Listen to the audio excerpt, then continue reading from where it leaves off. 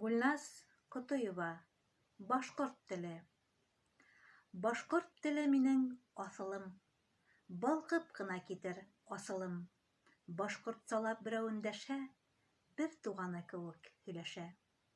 Башҡорт теле туған ил генәм, иркәләп тә һөйәр ел генәм. Әсәм ҡулдарының наҙы ул, күңелемдең шаулы яҙы ул. Башҡорт теле минең сабырлыҡ, инәйҙәрҙән ҡалған таһыллыҡ.